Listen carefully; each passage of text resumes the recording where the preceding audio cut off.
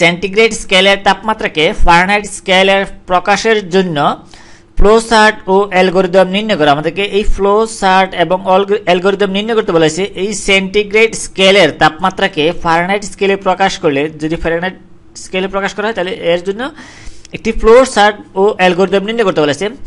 আমরা যদি এই সেন্টিগ্রেড এবং ফারেনহাইট স্কেলের তাপমাত্রা বের করার জন্য একটি জেনারেল সূত্র আছে, আমরা ওই সূত্রটা যদি লিখি, এই এফ ইকুয়ালস টু দেওয়া আছে এই 9c/5 প্লাস 32, এই 32, এখানে এই সি দিয়ে সেন্টিগ্রেড স্কেল, এফ দিয়ে ফারেনহাইট স্কেলকে বোঝাচ্ছে। এই সি দিয়ে সেন্টিগ্রেড স্কেলের এই স্কেলের তাপমাত্রাকে বোঝাচ্ছে, তাপমাত্রা।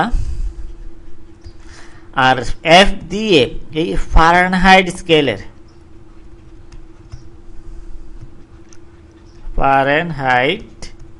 এই স্কেলের তাপমাত্রাকে বোঝাচ্ছে। আমরা জ্বর মাপার জন্য সাধারণত এই ফারেনহাইট স্কেলের তাপমাত্রা ব্যবহার করি। এই মানুষের শরীরের তাপমাত্রা যদি ফারেনহাইট স্কেলে দেখায় তাহলে এই 98 ডিগ্রি সামথিং এরকম হতে পারে এই ফারেনহাইট, এই মানুষের গায়ের তাপমাত্রা। আর ওই এটাকে যদি সেন্টিগ্রেড স্কেলে প্রকাশ করতে হয় তাহলে আমরা এই সি কে বামে রেখে ডানে আমরা এই এফ এর মান বসাইলে আমরা কি পাবো, এই সেন্টিগ্রেড স্কেলের তাপমাত্রা পাবো। আমাদেরকে বলা হয়েছে সেন্টিগ্রেড স্কেলের তাপমাত্রাকে, সেন্টিগ্রেড এই সি এর তাপমাত্রাকে ফারেনহাইট স্কেলে, তাহলে এই এফ ইকুয়ালস আমরা এটা লিখতে পারি। যদি এফ এর মান, যদি এই সি এর মান যদি হয় এই 30 ডিগ্রি, বা সি সেন্টিগ্রেড স্কেলের মান যদি হয় 30 ডিগ্রি এই সেন্টিগ্রেড, তাহলে ফারেনহাইট এই স্কেলে, এই ফারেনহাইট স্কেল কত হবে আমাদের ক্যালকুলেশন করতে হবে। তাহলে এই এফ ইকুয়ালস টু, আমরা যদি এরকম দেখি, এই এফ ইকুয়ালস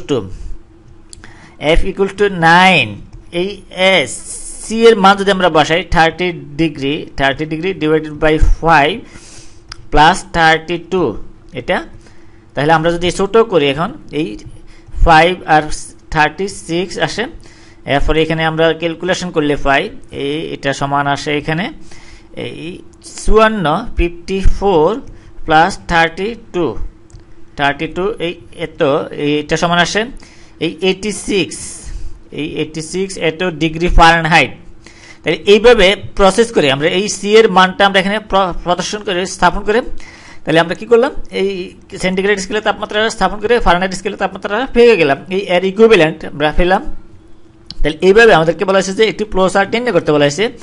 তাহলে আমরা প্রোগ্রাম ফ্লো চার্ট জানি, তাহলে এই প্রোগ্রাম ফ্লো, এটা যদি আমরা প্রোগ্রাম রচনা করি তাহলে এইখান থেকে সি এর মান আমাদের কিবোর্ড থেকে দিতে হবে, তারপরে প্রক্রিয়াকরণ করতে হবে এই সূত্রের মাধ্যমে, তারপরে আউটপুট প্রদর্শন করতে হবে, এরপর আমরা শেষ করতে হবে। তাহলে ফ্লো চার্ট, আমরা প্রোগ্রাম ফ্লো চার্ট যদি অঙ্কন করি, এই প্রোগ্রাম ফ্লো চার্টের আমরা এই প্রতীকগুলি জানি। এই যদি প্রতীকগুলি আমরা লিখি, এই প্রতীকগুলি হচ্ছে প্রথম হচ্ছে শুরু করতে হবে, এই শুরুর একটা প্রতীক আছে, এটা হচ্ছে কি শুরুর প্রতীক। তাহলে এই প্রতীকটা দিয়ে আমরা কি করব, প্রোগ্রামটা শুরু হবে, এই এটা শুরু এবং শেষ, তাহলে এটা হচ্ছে কি শুরু, এই শুরু। আরেকটি প্রতীক হচ্ছে এই ইনপুট বা মান গ্রহণের জন্য, এই ইনপুট আউটপুট এবং ইনপুট প্রদর্শনের জন্য। তাহলে আমরা ইনপুট হিসেবে সি এর মান এখানে আমরা প্রদর্শন করেছি, সি এর মান আমরা কিবোর্ড থেকে যদি প্রদান করি তাহলে এই সি এর মানটা হবে কি ইনপুট। তাহলে প্রক্রিয়াকরণের পরে এই 86 হবে আউটপুট, বা এফ এর মানটা হবে এই আউটপুট।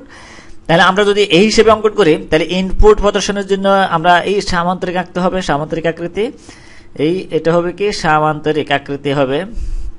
তাহলে এটা হবে কি এই ইনপুট, তাহলে সি এর মান গ্রহণ, এখানে হবে কি সি এর মান গ্রহণ। আমরা এই সি এর মান প্রদর্শন করলে এই ফারেনহাইট স্কেলের মান পাবো।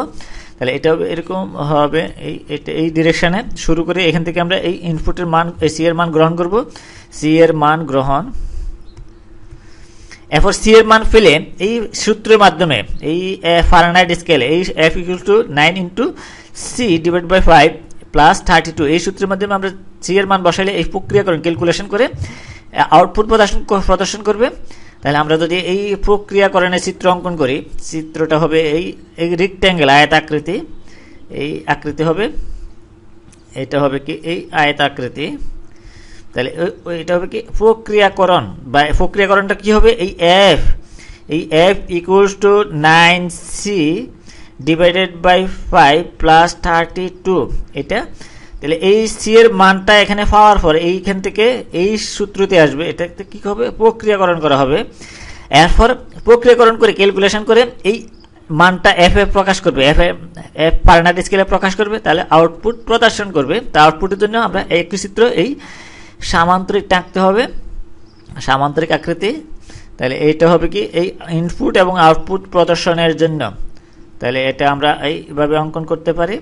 তাহলে এইটা হচ্ছে কি এই এফ এর মান প্রদর্শনের জন্য হবে, এই এফ এর মান প্রদর্শনের জন্য। কেন এখানে ক্যালকুলেশন করলে এই এসি এর মান গ্রহণ করে ক্যালকুলেশন করে এফ এর মান প্রদর্শন করতে হবে। তাহলে এই এফ এর মান প্রদর্শনের জন্য, তাহলে এইখান থেকে প্রসেস করে এফ এর মানটা আমরা এখানে প্রদর্শন করব। এই চিত্রের মাধ্যমে আমরা কি করব, এইটা প্রদর্শন করব।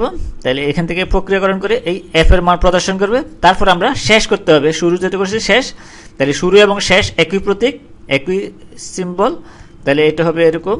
তাহলে এই শুরুতে যেই সিম্বলটা দিয়েছি আমরা, তাহলে এই একই প্রতীক এখানেও দিতে হবে। এটা কি শেষ। তাহলে এই প্রোগ্রাম ফারেনহাইট স্কেলের এবং সেন্টিগ্রেড স্কেলের জন্য, তাহলে এখানে হবে এই শেষ, এই শেষ, শেষ। আমরা এই প্রোগ্রাম শুরু এবং শেষের জন্য এই প্রতীক।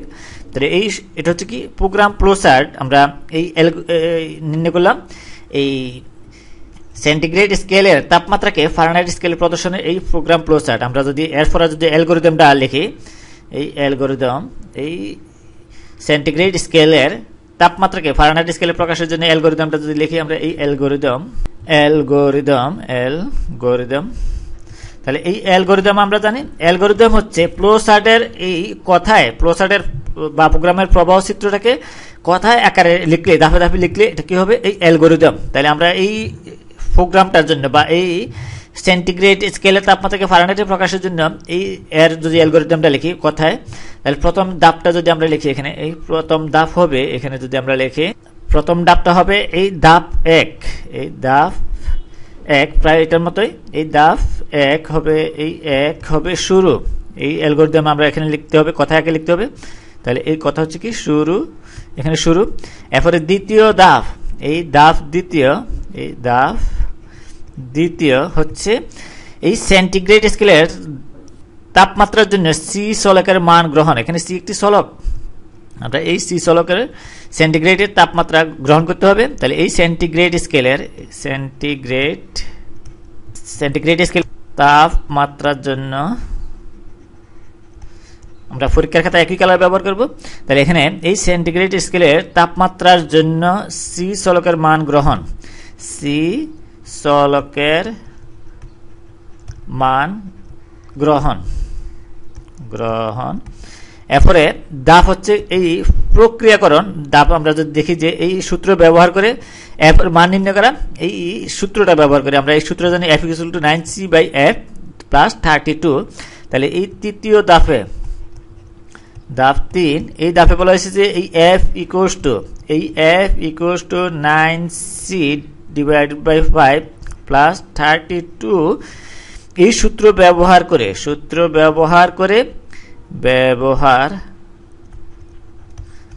করে এই এফ এর মান নির্ণয় করা, এই এফ এর মান নির্ণয় করা।